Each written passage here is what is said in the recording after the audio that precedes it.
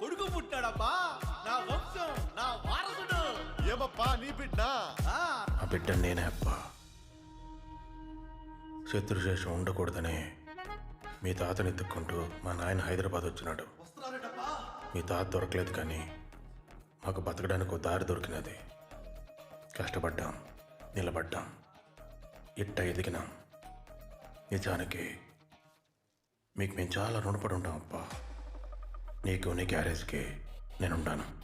ఓ అప్పా ఓ. తీస్తే పోతా. తీసినా